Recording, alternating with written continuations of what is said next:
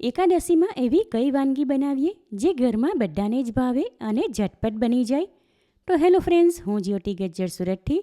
આજે હું તમારી સાથે વ્રત કે ઉપવાસમાં ખાઈ શકાય એવી ફરારી વાનગીની થાળીની રેસીપી શેર કરું છું. ફરારી વાનગીની થાળીમાં ફ્રોઝન કરેલો કેસર કેરીનો રસ, સાથે ખાવા માટે રાજગરાના લોટની પૂરી, સુરતની ફેમસ કંડની ફ્રેન્ચ ફ્રાઈસ અને મોરૈયો એટલે કે સામા ચાવલની વેજ ખીચડી. સાથે ખાવા માટે બનાવશું ગુજરાતી ખાટી મીઠી કઢી. આ દરેક વાનગી પીરસીને ફરારી વાનગીની થાળી તૈયાર કરશું. અને આ દરેક વાનગી એવી કે ઘરમાં હોય એ જ સામાન વાપરીને ઓછી મહેનતે ઓછા ટાઈમમાં બનાવી શકાય. તો ચાલો આજની આ મજેદાર રેસીપી શરૂ કરીએ. સૌથી પહેલાં કઢી બનાવું છું, કારણ કે કઢી એકવાર બનાવીને ઠંડી થઈ જાય ત્યાર પછી ફરી એને ગરમ કરી શકાય. એના માટે એક વાસણમાં ઘરનું જમાવેલું પોણો કપ દહીં લઉં છું. ફરારી કઢી બનાવું છું માટે દહીંમાં બેસનના બદલે 1 ટેબલસ્પૂન ભરીને સિંગુડાનો લોટ ઉમેરું છું. કઢીનો મસાલો વાટવા માટે એક નાનો ટુકડો આદું અને 2 નંગ તીખા લીલા મરચાં લીધા. આ બંનેને નાની ટુકડીમાં કાપીને ખાંડણીમાં લઉં છું. સાથે એમાં 1 ટીસ્પૂન ઉપવાસમાં ખાવાનું સીંધો મીઠું ઉમેરી હવે આ મસાલો વાટી લઈએ. મસાલો વાટી લીધો તો હવે ખાંડણીમાં 2 થી 3 ટેબલસ્પૂન જેટલું પાણી ઉમેરી હલાવીને આ મસાલાવાળું પાણી દહીંમાં ઉમેરી દઉં છું. ત્યાર પછી વિસ્ક વડે દહીં આંટી લઈએ એટલે એમાં લોટ અને મસાલો સારી રીતે મિક્સ થઈ જાય. આમાં હવે સીંધો મીઠું નાખવાની જરૂર નથી, કારણ કે મસાલો વાટ્યો એમાં જ ઉમેરી દીધું હતું. અને હવે કઢી પાતળી કે જાડી જેવી બનાવવી હોય એમ જરૂર પ્રમાણે આમાં પાણી ઉમેરું છું.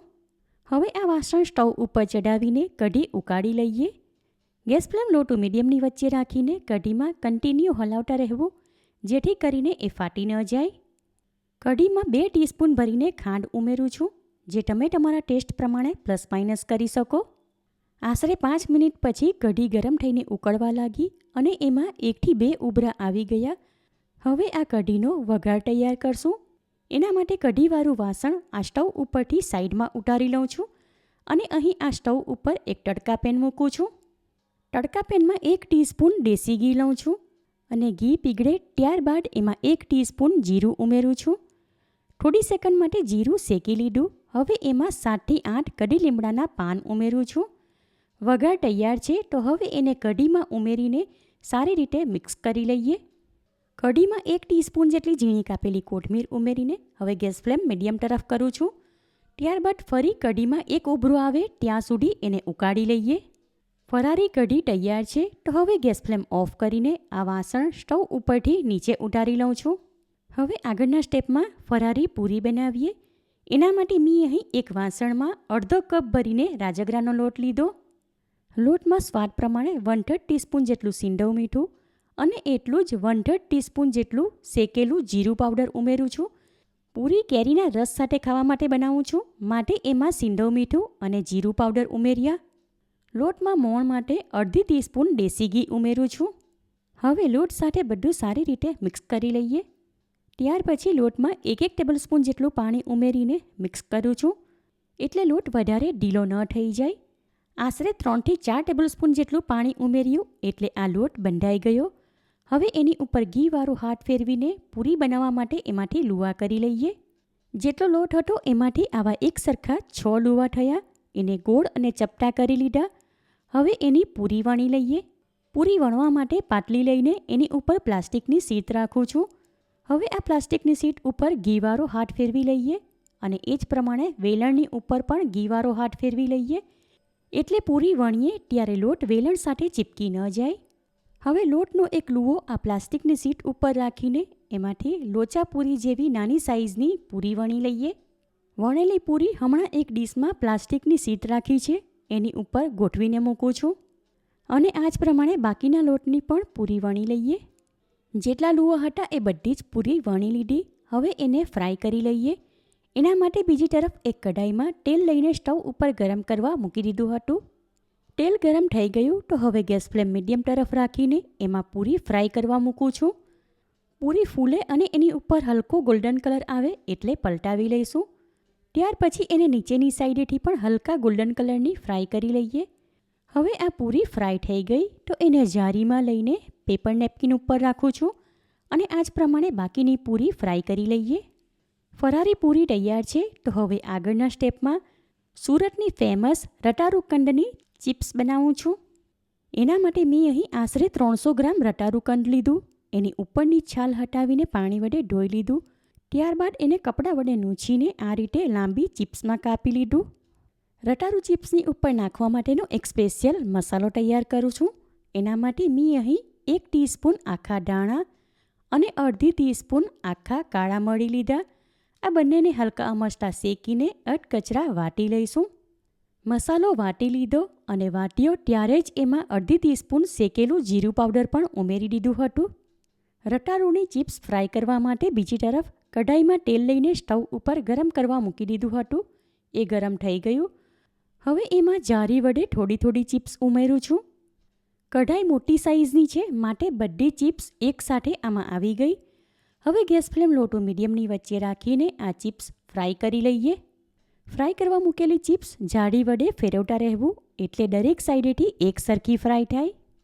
આશરે 7થી 8 મિનિટ પછી ચિપ્સ ફ્રાય થઈ ગઈ એટલે એનો કલર બદલાઈ ગયો અને તેલમાં બબલ્સ પણ ઓછા થઈ ગયા. માટે એને તેલમાંથી આ તારવાળી જારીમાં કાઢી લઉં છું. ત્યારબાદ ગેસ ફ્લેમ ઓફ કરી દઈએ. ફ્રાય કરેલી ચિપ્સ હમણાં ગરમ છે ત્યારે જ એને એક ડીશમાં લઈને એની ઉપર તૈયાર કરેલો મસાલો નાખું છું. સ્વાદ પ્રમાણે અડધી ટીસ્પૂન જેટલું સીંધો મીઠું હાથમાં લઈને એમાં ઉપરથી નાખું છું. હવે આ ચિપ્સમાં ઉછાળો માંડીને મસાલા સાથે એને સારી રીતે મિક્સ કરી લઈએ. એનો અવાજ સાંભળીને તમને એવું લાગશે કે આ ચિપ્સ એકદમ ક્રિસ્પી કુરકુરી બની છે. રટારુની ચિપ્સ ઉપરથી ક્રિસ્પી અને વચ્ચેથી એકદમ પોચી છે. તમે જોઈ શકો છો. જેટલો મસાલો તૈયાર કર્યો હતો એ બધો જ આ ચિપ્સમાં ઉપરથી નાખી દીધો. હવે એમાં ઉપરથી 1 ટીસ્પૂન જેટલો લીંબુનો રસ નાખું છું. વરસાદમાં ખાવાની મજા પડી જાય એવી ગરમા ગરમ ટેસ્ટી ચટપટી રટારુકંડની ચિપ્સ તૈયાર છે. હવે આગળના સ્ટેપમાં મોરૈયોની ખીચડી બનાવું છું. મોરૈયોની ખીચડીમાં નાખવા માટે મેં અહીં કેટલાક નાના સ્ક્વેરમાં કાપેલા શાક લીધા. એમાં અડધો કપ ગાજર, અડધો કપ બટાકા અને અડધો કપ કેપ્સિકમ સાથે મોરૈયો પણ એટલો જ અડધો કપ લીધો. મોરૈયો એક વાસણમાં લઈને 1 થી 2 વાર પાણી વડે સારી રીતે ધોઈને કોરો કરી લેશું. ખીચડીનો મસાલો કરવા માટે 3 નંગ તીખા લીલા મરચાં, 1 ઇંચ આદુનો ટુકડો અને થોડા કઢી લીમડાના પાન લીધા. હવે મસાલો વાટવા માટે ખાંડણી લીધી. એમાં મરચાં અને આદુ નાની ટુકડીમાં કાપી લીધા હતા એ ઉમેરું છું. 3 થી 4 કઢી લીમડાના પાન પણ ઝીણા કાપી લીધા હતા એ પણ સાથે આમાં ઉમેરી દઉં છું. સ્વાદ પ્રમાણે એમાં 1 ટીસ્પૂન સીંધો મીઠું ઉમેરીને આ મસાલો વાટી લઈએ. મસાલો વાટી લીધો તો હવે 2 ટેબલસ્પૂન શેકીને છાલ કાઢેલા સિંગદાણા લીધા એ એમાં ઉમેરી એને પણ સાથે અધકચરા વાટી લઈએ. મસાલો તૈયાર છે તો હવે મોરીઓની ખીચડી બનાવવા માટે એક કઢાઈ લઈને સ્ટવ ઉપર ગરમ કરવા મૂકી દીધી. ત્યાં ગેસ ફ્લેમ લો ટુ મીડિયમની વચ્ચે રાખીને કઢાઈમાં 1 ટેબલસ્પૂન દેશી ઘી લઉં છું. ઘી પીગળે ત્યાર પછી એમાં 1 ટીસ્પૂન જીરું ઉમેરું છું. થોડી સેકન્ડ માટે જીરું શેકી લીધા બાદ હવે એમાં કાપેલા શાક અને કઢી લીમડાના પાન ઉમેરીને મિક્સ કરી લઈએ. થોડીવાર માટે શાક સાંતળી લીધા એટલે હલકા અમસ્તા ચરીને નરમ થઈ ગયા. હવે એમાં તૈયાર કરેલો મસાલો ઉમેરીને મિક્સ કરી લઈએ. મસાલો વાટ્યો એમાં જ સીંધો મીઠું ઉમેરી દીધું હતું માટે હવે આમાં ઉમેરવાની જરૂર નથી. હવે જેટલો મોરૈયો લીધો હતો એનાથી 4 ગણું આમાં પાણી ઉમેરું છું. એટલે કે પહેલાં 1 કપ અને આ બીજો એમ ટોટલ 2 કપ ભરીને આમાં પાણી ઉમેરું છું. હવે કઢાઈ ઉપર ઢાંકણ લગાવી દઉં છું એટલે એમાંનું પાણી જલ્દીથી ગરમ થઈને ઉકળવા લાગે.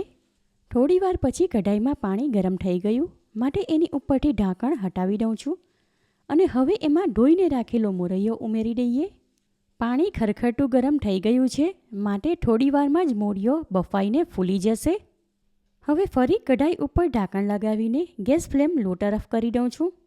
થોડીવાર પછી કઢાઈ ઉપરથી ઢાંકણ હટાવીને એમાં હલાવી લઈએ. હવે આમને આમ ઢાંકીને લો ફ્લેમ પર મોરૈયો થવા દઈશું એટલે એમાં નાખેલા શાક પણ સારી રીતે બફાઈ જાય. થોડીવાર પછી કઢાઈ ઉપરથી ઢાંકણ હટાવીને એમાં હલાવી લઈએ. હજુ આમાં પાણી ઉમેરવાની જરૂર છે માટે અડધો કપ ગરમ પાણી ઉમેરું છું. હવે ફરી થોડીવાર માટે મોરૈયો ઢાંકીને થવા દઉં છું એટલે આ પાણી ઉમેર્યું એ બધું જ એમાં સમાઈને મોરૈયો સારી રીતે ફૂલી જશે. થોડીવાર પછી કઢાઈ ઉપરથી ઢાંકણ હટાવીને એમાં હલાવી લઈએ.